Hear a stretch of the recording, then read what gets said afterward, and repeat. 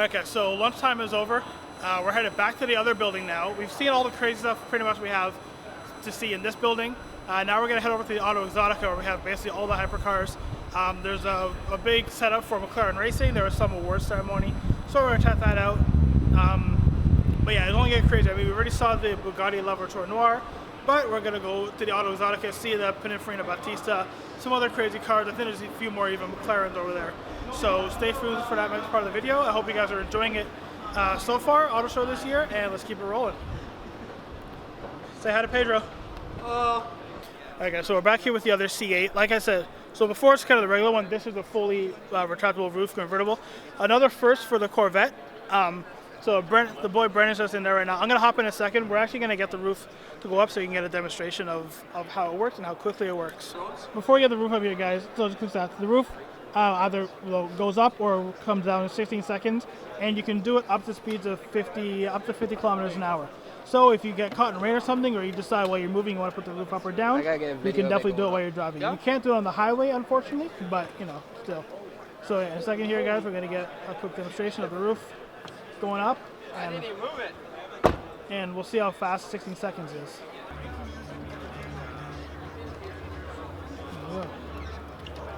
You can see the mechanism working there.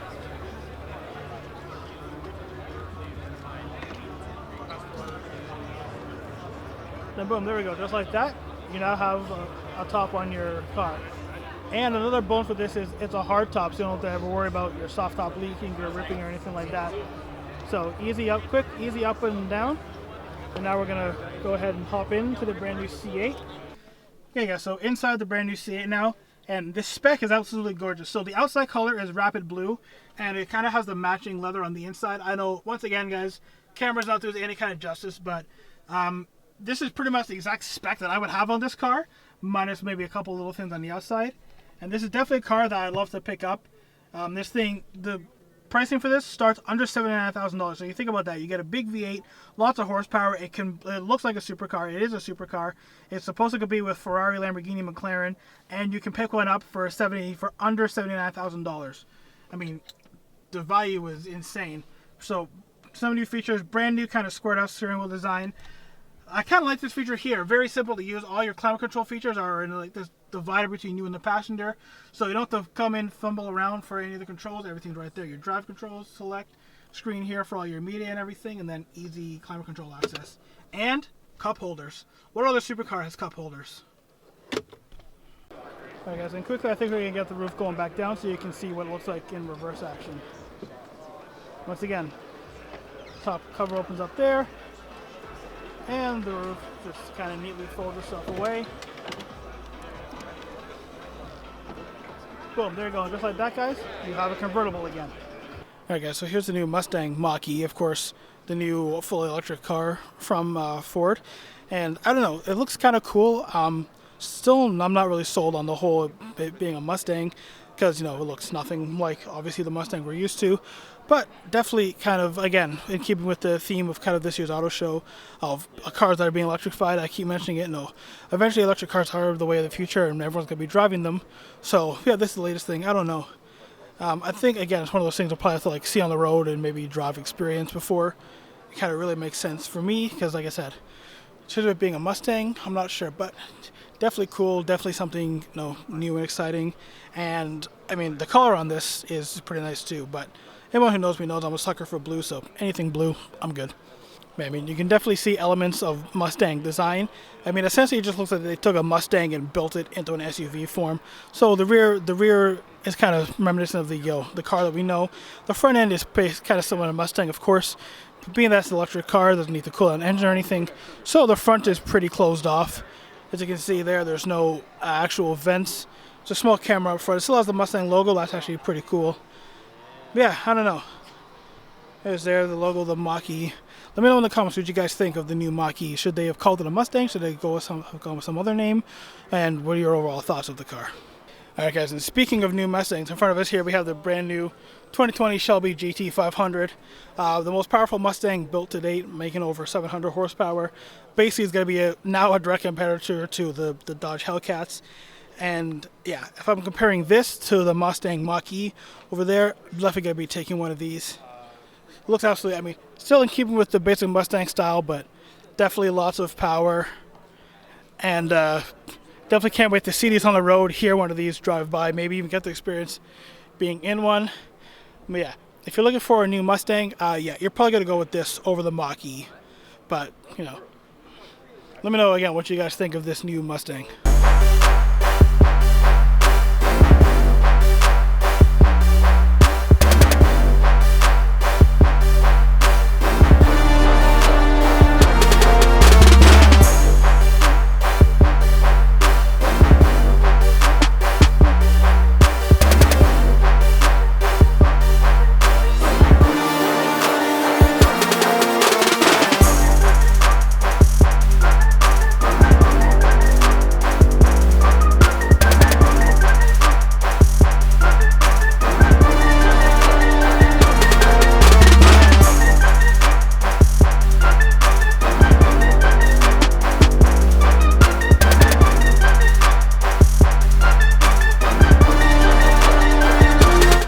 Alright guys, so we made it down to the other building, and we're here with the Pininfarina Bautista.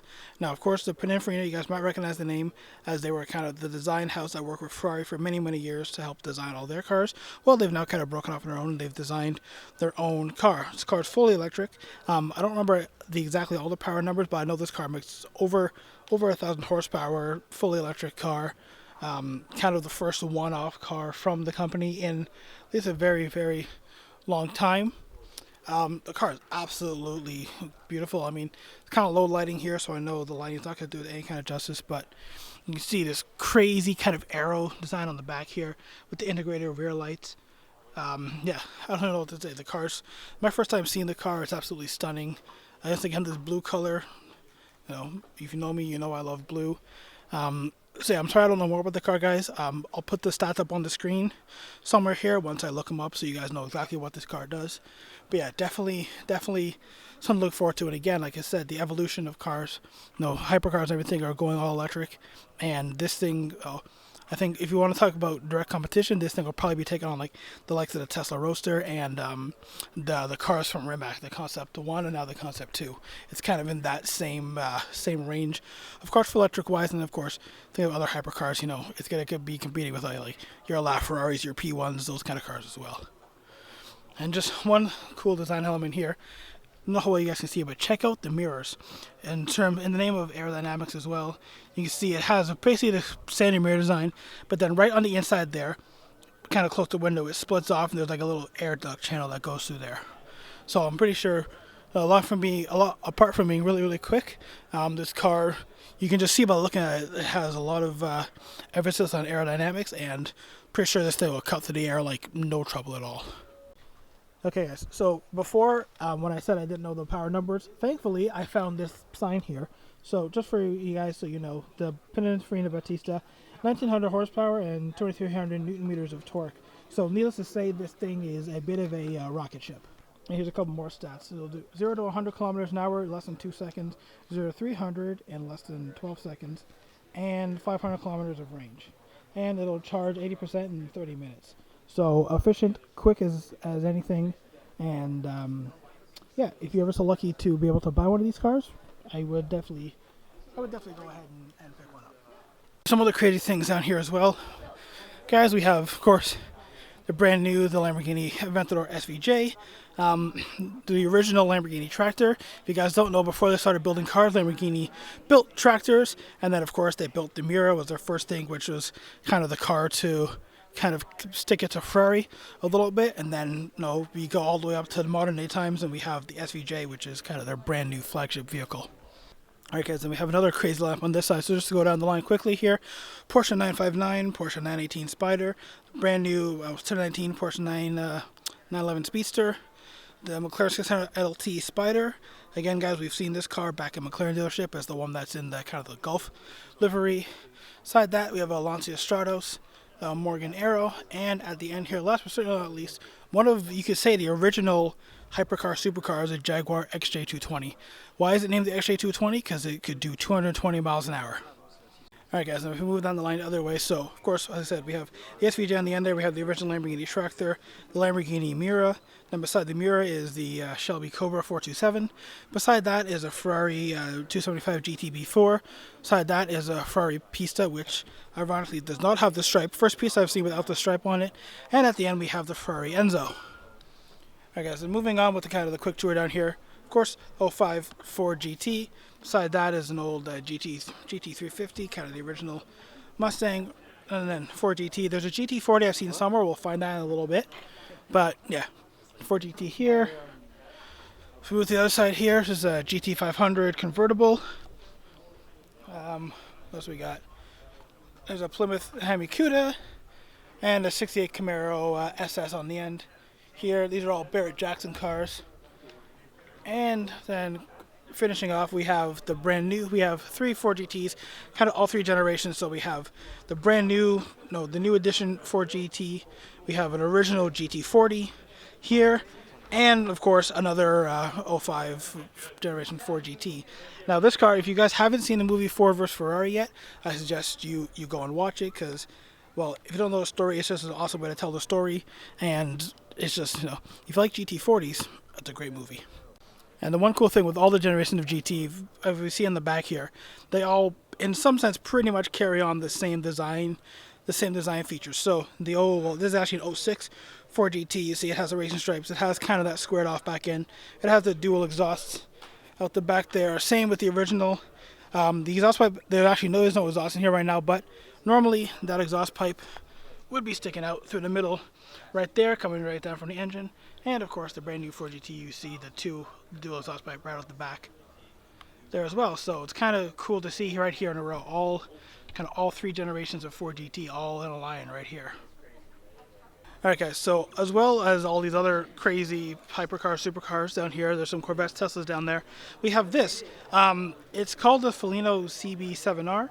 Apparently it's all Canadian built in Ottawa. I don't really know much about it. It looks pretty awesome. It has doors that go up. So yeah.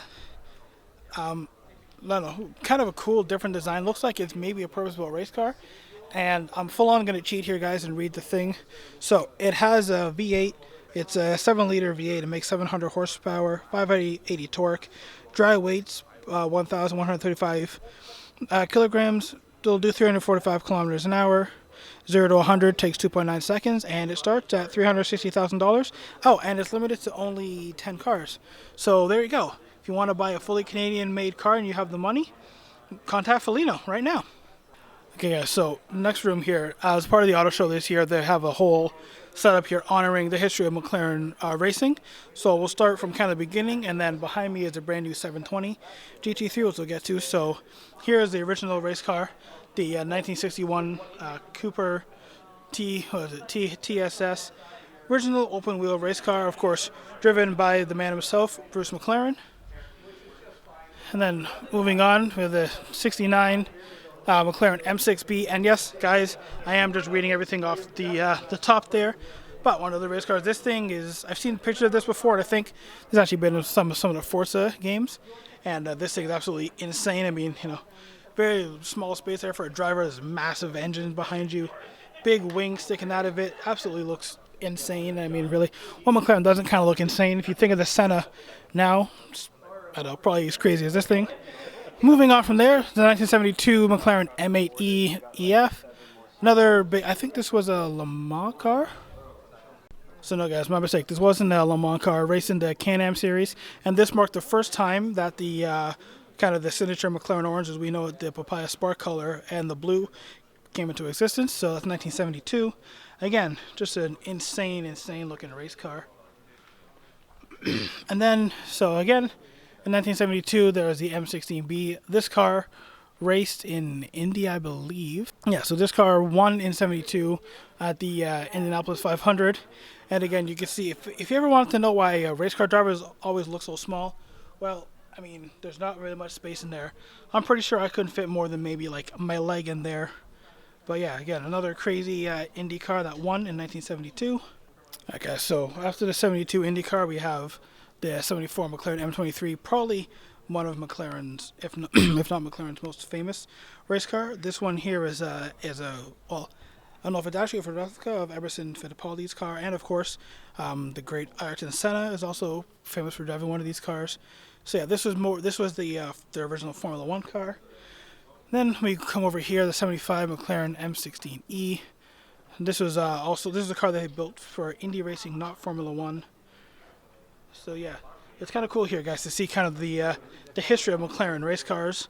Of course, McLaren is known basically for their racing program before they started building road cars with the 12C back in 2008. So yeah, it's kind of the walk around of the history of McLaren racing.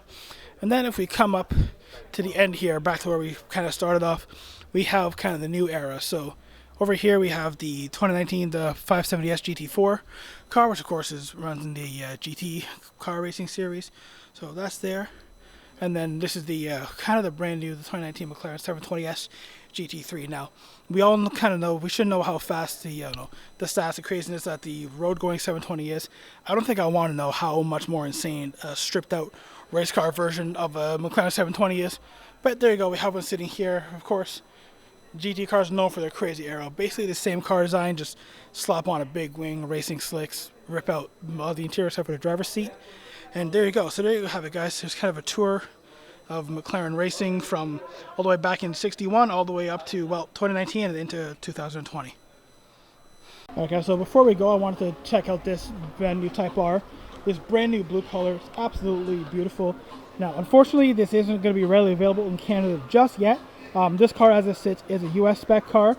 My friends at Honda tell me there's a limited number that will be imported to Canada, but as of right now, you can't actually spec out your Canadian car with this color. Don't remember that's what this blue is called. But yeah, this is kind of the new 2020 blue. I know, yeah, like I said, limited number coming to Canada. I know there's, I believe, 50, he was saying, that's coming to the Greater Toronto area. So maybe, I don't know. Maybe I upgrade a little bit. What do you guys think? Should I upgrade to a Type R? Should I just add a Type R to the garage? No, the duckling isn't going anywhere. You guys already know that. But yeah, new Type R, absolutely beautiful. Hopefully in 2021, when the blues are actually available to be spec in Canada, we're going to see a lot more on the road. Alright guys, so that's pretty much going to do it for this year's Auto Show video. I hope you guys enjoyed it. Like I said in the intro, I wanted to keep it hopefully a little bit shorter, not run around like a passenger and show off every little thing. I just wanted to kind of keep it to kind of the exclusive stuff, the new things that are coming out kind of this year and into the future. So yeah, hope you guys enjoyed it. Let me know down in the comments below what your favorite car was. I gotta go quickly, I can see my battery's about to die, but yeah. So today was a media day. The actual show runs from February 14th to the 22nd. I'm gonna try to upload this video pretty quickly, so if you guys are seeing it, you don't miss too many days of being able to come down to the auto show. But yeah, hope you guys enjoyed this video. We saw some really, really cool stuff. And once again, let me know in the comments what your favorite car is. If you have an opportunity, make sure you come down to the auto show. But I'm going to sign off for now. Oh, and also, because they were here with me, we didn't see them much in the video, but go follow all my boys that were here as well. Brennan Black, Photography, Pedro, all those guys. Once again, everyone's social media links will be down in the description box below. And yeah, that's going to do it for this video. If you're not already, follow my Instagram, link below. I'm going to be posting pictures of the cars for the auto show. And obviously, if you're watching this video, feel free to browse the channel, subscribe, give this video a thumbs up if you enjoyed it, and I'll see you all in the next one. Bye.